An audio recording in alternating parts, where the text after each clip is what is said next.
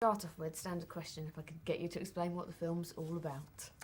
Coraline is the story of this very independent little girl who moves into this new house. Actually, it's a very old house divided up into flats with weird neighbors upstairs, weird neighbors downstairs. And she's very unhappy, very lonely. Her parents are super busy writing on a project to pay the bills. She discovers a secret passageway, a small door, that takes her to another version of the same life, only it's much better. And in that other world, she gets everything she would ever ask for, but there's a catch.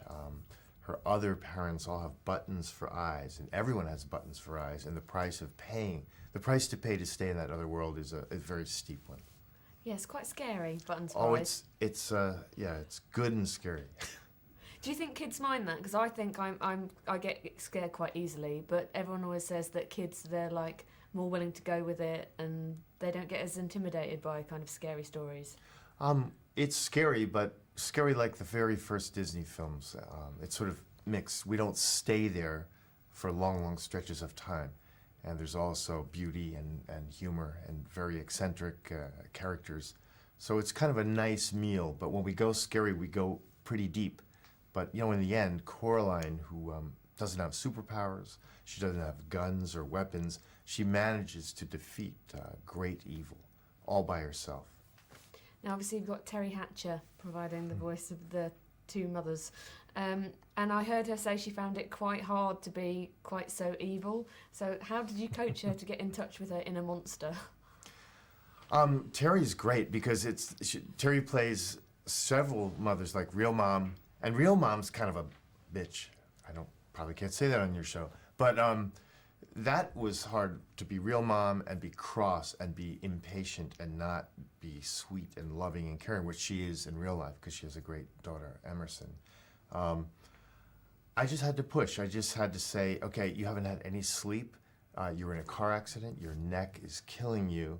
And if you don't get this writing assignment done, there's no food on the table.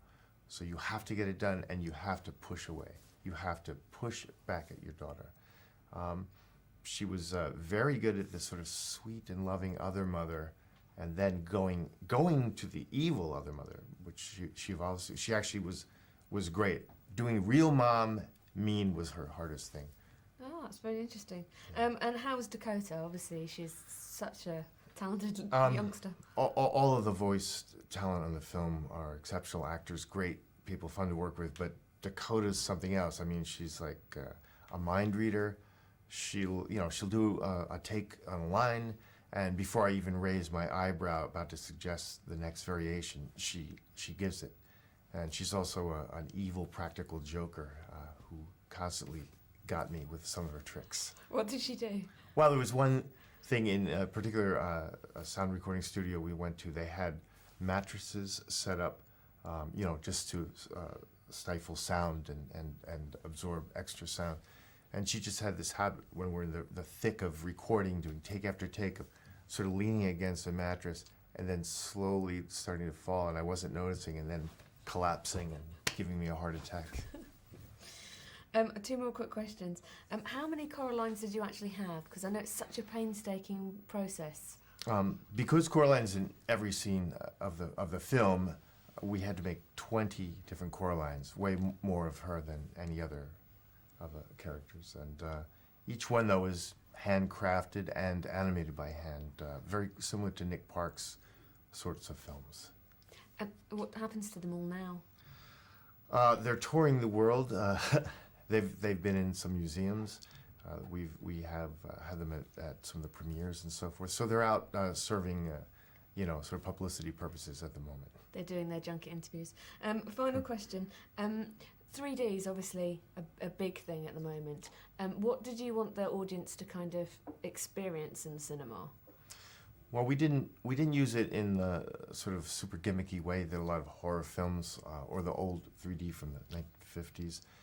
We used it more to sort of draw the audience into this world that Coraline is drawn into when she discovers this better version of her life.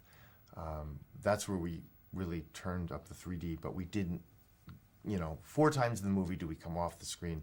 Most of the time it's to sort of seduce the audience into this other place, just as Coraline is. It goes hand in hand with the story. And do you think this is the future? This is the way a lot of the films are going now? There'll be way too many films made in 3D, and some of them will be exemplary, and some of them it will be kind of a mistake. But you know, it's pretty effective. The new digital projection 3D, when used well, it's great. Brilliant. Thank you very much. That's great. Lovely Sure. to meet you. Okay, nice to meet you.